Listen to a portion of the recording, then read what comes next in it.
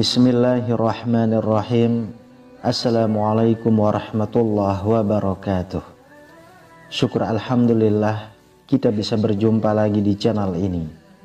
Sholawat dan salam selalu dan tetap tercurahkan kepada junjungan kita Nabi besar Muhammad sallallahu alaihi wasallam. Allahumma sholli ala sayyidina Muhammad wa ala ali sayyidina Muhammad. Harapan dan doa saya semoga saudaraku semuanya selalu diberikan kesehatan, dilapangkan rezekinya, diampuni dosa-dosanya, dan dipanjangkan umurnya. Amin ya rabbal alamin. Sahabat beriman yang dirahmati Allah, ada 15 tanda atau ciri orang yang didoakan oleh malaikat, dan sungguh beruntung bagi orang yang memiliki salah satu tanda tersebut. Karena menurut ulama, para guru kita, malaikat adalah makhluk yang suci sehingga doanya mustajab. Salah satu doa dari para malaikat yang terkenal adalah yang diabadikan dalam Al-Quran surah Al-Ahzab ayat 43. Dialah yang memberi rahmat kepadamu, dan malaikatnya memohonkan ampunan untukmu, supaya dia mengeluarkan kamu dari kegelapan kepada cahaya yang terang, dan dia maha penyayang kepada orang-orang yang beriman. Doa dari para malaikat ini ditujukan untuk orang-orang yang taat dan patuh menjalankan perintah Allah. Sehingga dengan doa mereka, maka doa-doa dari hambanya yang soleh tersebut lebih mudah diijabah oleh Allah Ta'ala. Lantas, apakah ada tanda-tanda atau ciri-ciri orang yang didoakan oleh para malaikat tersebut? Sahabat beriman, berikut ini 15 tanda-tanda atau ciri-ciri orang yang didoakan oleh malaikat. Yang pertama adalah orang yang tidur dalam keadaan bersuci. Hal ini berdasarkan hadis dari Imam Ibnu Hibban yang meriwayatkan dari Abdullah bin Umar radhiyallahu anhu bahwasanya Rasulullah sallallahu alaihi wasallam bersabda, barang siapa yang tidur dalam keadaan bersuci, maka malaikat akan bersamanya di dalam pakaiannya. Dia tidak akan bangun hingga malaikat berdoa, ya Allah, ampunilah hambamu si fulan karena tidur dalam keadaan suci. Jadi agar kita ketika sedang tidur pun didoakan oleh para malaikat, sebaiknya kita berwudu dulu sebelum tidur. Kemudian yang kedua, orang yang sedang duduk menunggu waktu sholat. Dasar dari ciri yang kedua ini adalah sebuah hadis dari Imam Muslim yang meriwayatkan dari Abu Hurairah radhiyallahu anhu. Rasulullah sallallahu alaihi wasallam bersabda, tidaklah salah seorang di antara kalian yang duduk menunggu sholat selama ia berada dalam keadaan suci, kecuali para malaikat akan mendoakannya, ya Allah, ampunilah ia, ya Allah, sayangilah ia. Untuk mendapatkan doa ini, sebaiknya kita datang beberapa saat terlebih dahulu ke masjid sebelum azan memanggil untuk duduk menunggu waktu sholat tiba. Ciri yang ketiga, orang yang berada di shaf terdepan ketika sholat berjamaah.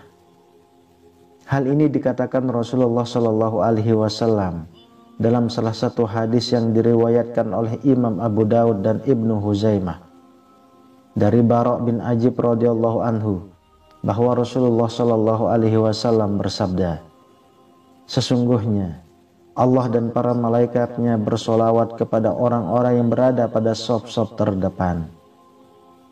Sahabat beriman, jadi hendaklah kita bergegas datang ke masjid di awal waktu, sehingga bisa mengisi shaf terdepan ketika sholat berjamaah, baik yang 5 waktu ataupun ketika sedang sholat Jumat.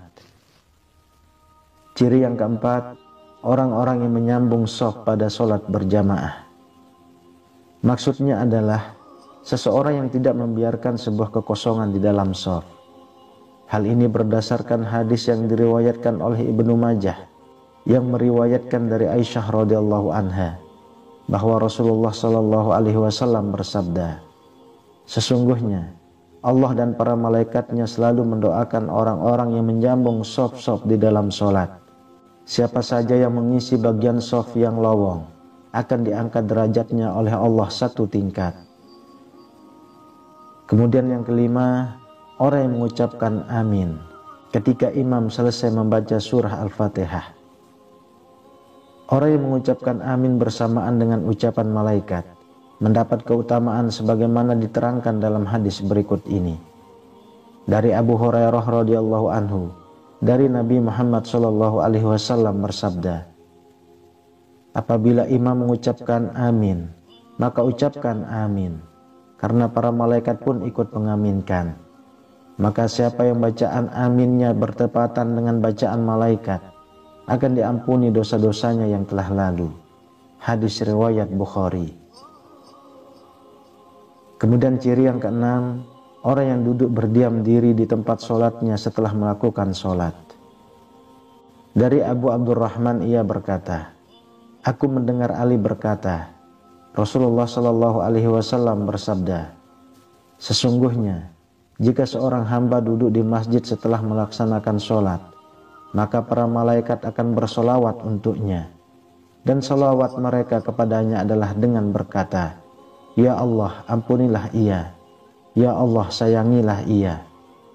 Jika ia duduk untuk menunggu sholat, maka para malaikat akan bersolawat kepadanya. Solawat mereka kepadanya adalah dengan berdoa, ya Allah ampunilah ia, ya Allah sayangilah ia. Hadis riwayat Imam Ahmad.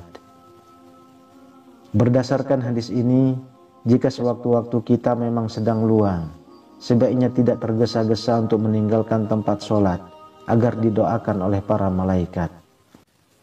Ciri yang ketujuh adalah orang yang sholat berjamaah di waktu subuh dan asar. Mereka yang rajin sholat berjamaah, terutama di waktu subuh dan asar, juga termasuk ke dalam golongan orang yang didoakan oleh malaikat. Hal ini berdasarkan hadis yang diriwayatkan oleh Abu Hurairah radhiyallahu anhu. Rasulullah Shallallahu Alaihi Wasallam bersabda, malaikat bergantian melihat kalian pada siang dan malam. Para malaikat itu bertemu di sholat subuh dan sholat asar.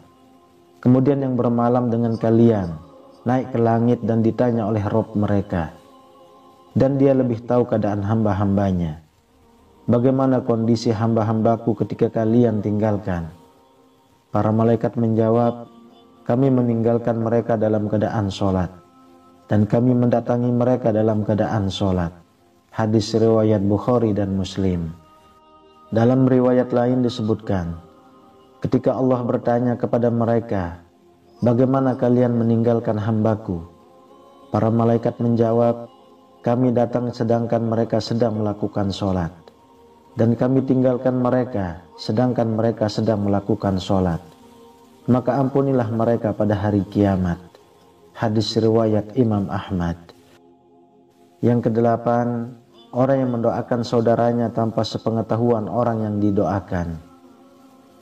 Rasulullah Shallallahu Alaihi Wasallam bersabda, doa seorang muslim untuk saudaranya yang dilakukan tanpa sepengetahuan orang yang didoakannya adalah doa yang akan dikabulkan.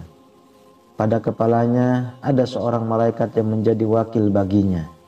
Setiap kali dia berdoa untuk saudaranya dengan sebuah kebaikan, maka malaikat tersebut pun berkata, amin, dan engkau pun mendapatkan apa yang ia dapatkan.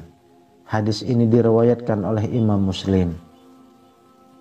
Jika kita ingin didoakan oleh malaikat, banyak-banyaklah mendoakan saudaranya ataupun orang dekatnya dengan diam-diam tanpa perlu menceritakannya. Perbuatan ini insya Allah akan mengundang doa dari para malaikat.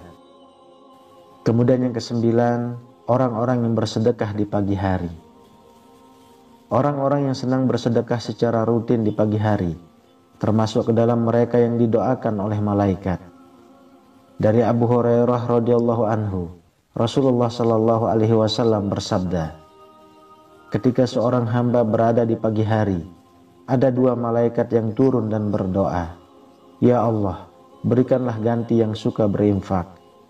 Malaikat yang lain berdoa, ya Allah, berikanlah kebangkrutan bagi yang enggan bersedekah. Hadis riwayat Bukhari dan Muslim. Ciri yang ke-10, orang yang sedang makan sahur. Dari Abdullah bin Umar radhiyallahu anhu, Rasulullah Shallallahu Alaihi Wasallam bersabda, sesungguhnya Allah dan para malaikatnya bersolawat kepada orang-orang yang sedang makan sahur. Hadis riwayat Imam Ibnu Hibban dan Imam At-Tabrani. Itulah sebabnya makan sahur sebaiknya ditempatkan bagi orang yang memiliki niat untuk berpuasa keesokan harinya, agar juga mendapatkan doa dari para malaikat. Yang ke-11, orang yang sedang menjenguk orang sakit. Menjenguk orang yang sedang sakit adalah salah satu perbuatan mulia yang dianjurkan oleh agama kita. Bahkan para malaikat pun menyukai orang yang melakukan hal ini sampai mendoakannya. Hal ini sebagaimana yang disampaikan dalam sebuah hadis yang diriwayatkan oleh Imam Ali bin Abi Thalib, bahwa Rasulullah Shallallahu Alaihi Wasallam bersabda, tidaklah seorang mukmin menjenguk saudaranya kecuali Allah akan mengutus 70.000 malaikat untuknya yang akan bersolawat kepadanya di waktu siang kapan saja hingga sore, dan di waktu malam kapan saja hingga subuh. Hadis riwayat Ahmad.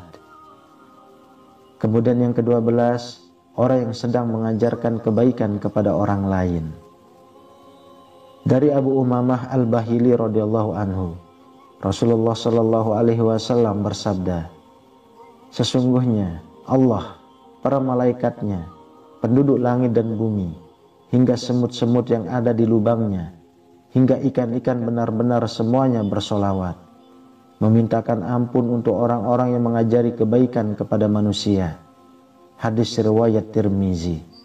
Maka jika ada sedikit ilmu kepada kita, jangan enggan untuk berbagi kepada mereka yang belum paham atau mengerti, karena bisa jadi sebab perbuatan itu para malaikat pun berdoa untuk kita. Yang ke-13, orang yang bersolawat kepada Nabi Muhammad Sallallahu Alaihi Wasallam. Orang yang bersolawat kepada Nabi Sallallahu Alaihi Wasallam termasuk mereka yang didoakan malaikat. Imam Ahmad dari Abdullah bin Amr radhiyallahu anhu, ia berkata, barang siapa yang bersolawat kepada Rasulullah Sallallahu Alaihi Wasallam sekali saja, maka Allah dan para malaikatnya akan bersolawat kepadanya sebanyak 70 solawat. Maka sedikitkanlah atau perbanyaklah seorang hamba dalam membacanya. Lalu yang ke-14, orang yang bersiwak ketika hendak sholat dan membaca Al-Quran. Bersiwak selain bermanfaat untuk membersihkan gigi dan mulut, juga mendatangkan keridhaan Allah. Para malaikat juga menyukai mereka yang bersiwak. Dari Imam Ali bin Abi Thalib radhiyallahu anhu, Rasulullah Shallallahu Alaihi Wasallam bersabda, seorang hamba apabila bersiwak kemudian berdiri sholat, maka ada malaikat berdiri di belakangnya dan mendekat sampai meletakkan mulutnya di atas mulut hamba itu, sehingga tidaklah dia membaca satu ayat pun kecuali berada di rongga malaikat. Maka sucikanlah mulut kalian untuk membaca Al-Quran. Kemudian ciri atau tanda yang ke-15, orang yang menghatamkan Al-Quran. Para malaikat juga mendoakan orang yang menghatamkan Al-Quran. Hal ini dikuatkan oleh sebuah hadis yang diriwayatkan oleh Ad-Dailami. Rasulullah Shallallahu Alaihi Wasallam bersabda, ketika seorang hamba membaca Al-Quran pada waktu hatamannya, ada 60.000 malaikat yang ikut membacakan sholawat atau mendoakan hamba tersebut. Dalam riwayat lain disebutkan, barang siapa yang menghatamkan Al-Quran di pagi hari, maka para malaikat semuanya membaca sholawat atau mendoakan orang tersebut sampai sore hari. Dan barang siapa yang menghatamkan Al-Quran di sore hari, maka para malaikat semuanya membaca sholawat atau mendoakan orang tersebut sampai pagi hari. Hadis riwayat Abu Nuaim. Sahabat beriman yang dirahmati Allah, itulah penjelasan 15 tanda-tanda atau ciri-ciri orang yang akan didoakan oleh para malaikat. Semoga kita termasuk salah satu di dalamnya. Amin ya rabbal alamin. Wallahu a'lam bishawab. Demikian yang bisa saya bagikan. Semoga bermanfaat untuk kita semua. Assalamualaikum warahmatullahi wabarakatuh.